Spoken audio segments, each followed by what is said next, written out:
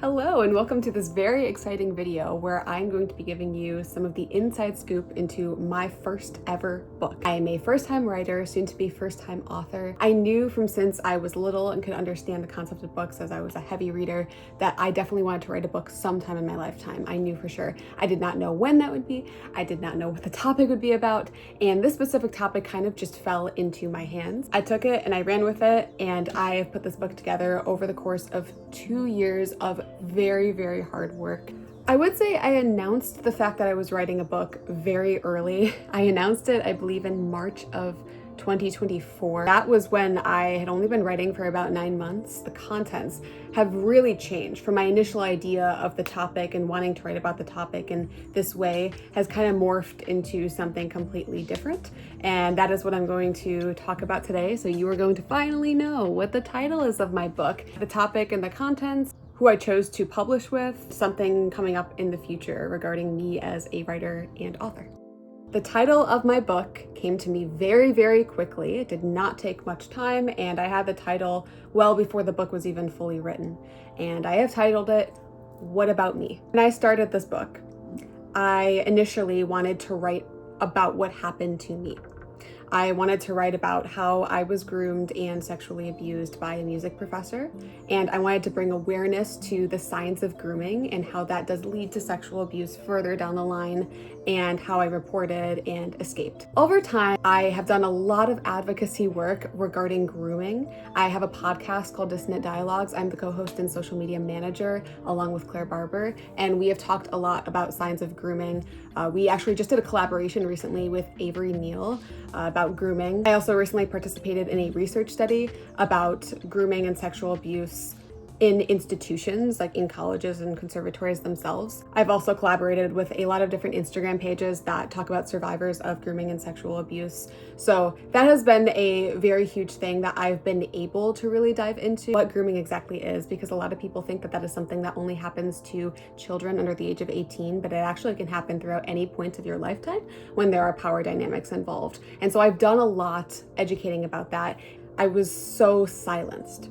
And so it would be a trigger when anybody would try to silence me. That would get me really worked up, and it felt like my abuser was silencing me again, trying to keep me in his grasp and keep everything secret.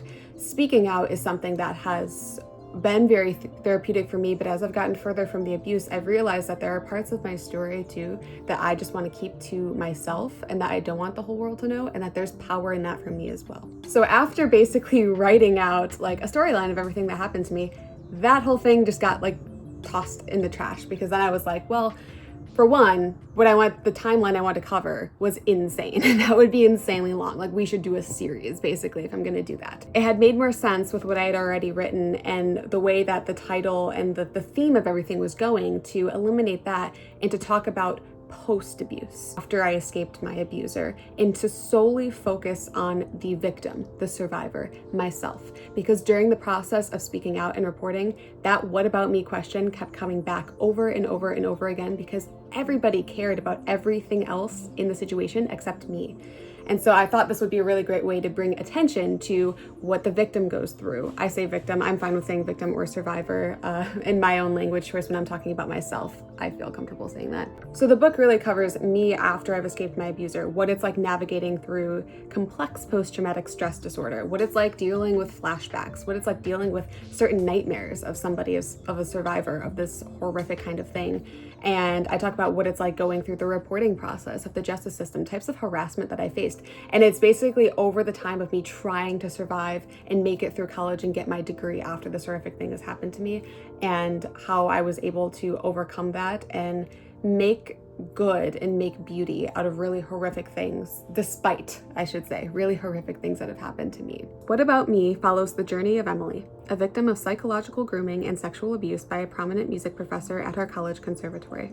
Through chilling communications with her abuser and recollections of time spent inside his office, Emily shares her harrowing journey of escaping her abuser's tight grip and fighting for justice that she fears does not exist.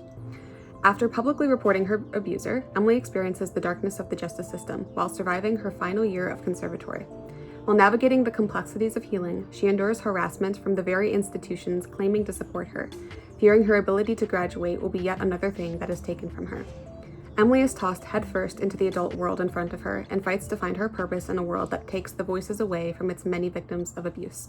What About Me focuses on shifting the attention away from the abuser and back to the victim, concluding with Emily's chilling victim impact statement that reflects the rape culture present in the classical music industry and the United States justice system. That summary pretty much sums up everything that I just said. It all ties back to that theme, what about me? People are talking about really horrific things that happen. They just want to focus on the person who did it. And in my book, it has nothing to do with my abuser and abusers, plural, in that case. It is solely about me and what it's like navigating a brain through complex post-traumatic disorder, my thoughts, what happened to me after all of this abuse when he was no longer in my life. So it's solely about me. The purpose of What About Me is to shift the focus of the narrative away from the perpetrator and back to the victim. I could have focused this book solely on my abuser, explaining in grave detail the horrid things that happened in his office. But this book is about me, not about him. The persons and events described are not intended to be interpreted or inferred as historical events or for anything beyond entertainment and educational purposes.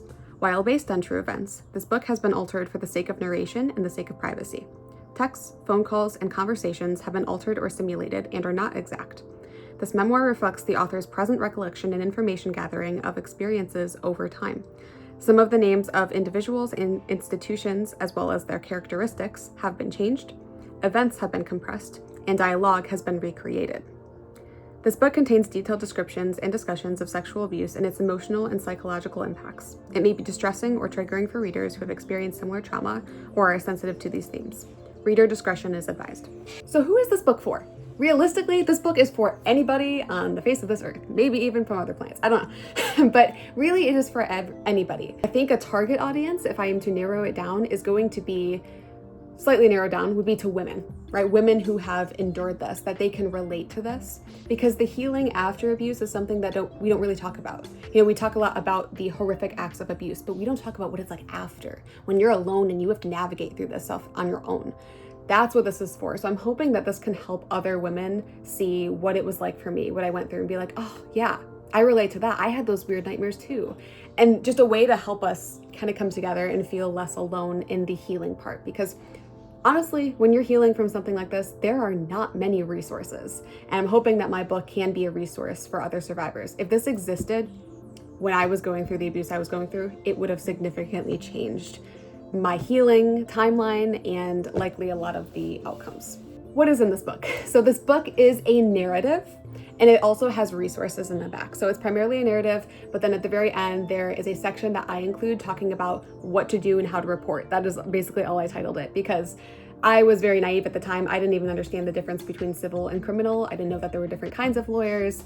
That's where I was coming from as a young person who was groomed. So this is going to be for people who don't understand how to navigate your options afterwards, what you can do, what to expect, just all of those different things that nobody really tells you. So that part's a combination of what I wish I knew. I go into detail with things that I wish were explained, that I had people to explain to me, or that I just knew. This book is also for people who have not endured this sort of thing and are women who want to protect themselves and know down the line what are my options I need to know, because once you survive something like this, your brain is altered for forever. You are in survival mode. And I think it's very helpful to have this as a resource in case you need it.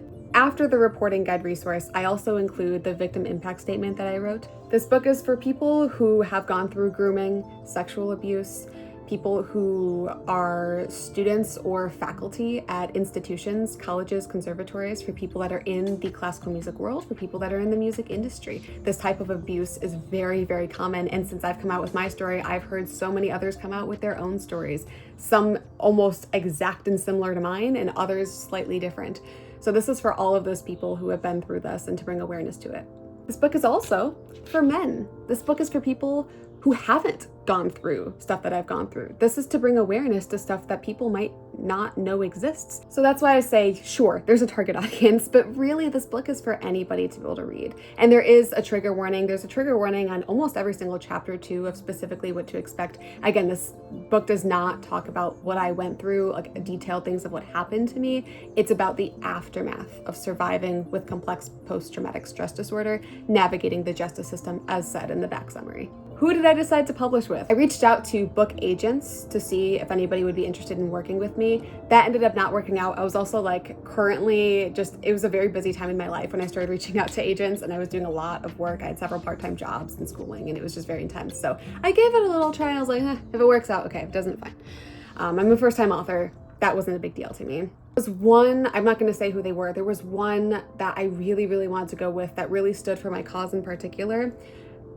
But it was like expensive. Like I had to pay a lot to publish my book. And a lot of the resources they were offering, I didn't actually need. So I was like, I settled with BookBaby.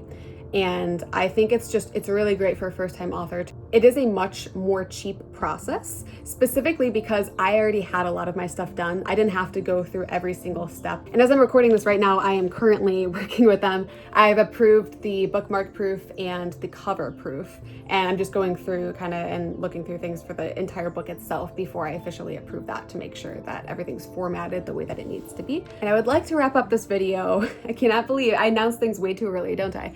But I'm very confident with this, so I'm announcing this is not the only book I'm going to publish, and I know that. I'm proud to be an advocate for complex post-traumatic stress disorder, psychological grooming, types of sexual abuse within power dynamics. I am proud to speak about that and to help with that. But I also realized, like, if I only publish a book one time and it's about this topic, I don't want my abuser to have that kind of control over me, where the only thing I ever write a book about is this because I was put through this. No. And it's a really difficult thing to say, because it's like, absolutely, this project means the world to me and I want to do it and I want to publish this book. But since I was a little girl, before I was abused, I wanted to do this. I wanted to write a book. And so yes, I want it to be about this topic, but I also want to write a book about something that is completely different and not related to that topic at all.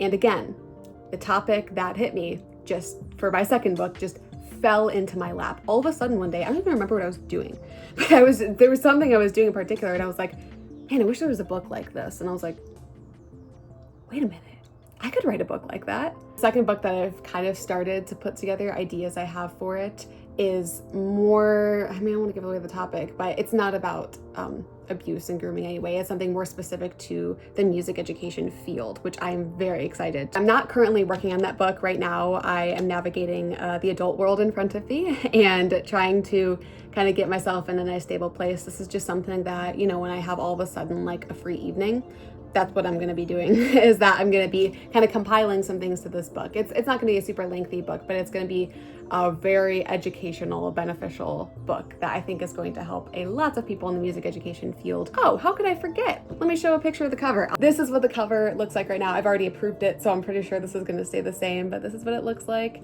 And I'm very excited. I did cry the first time that I saw it, so this is what you can expect to see of my first book.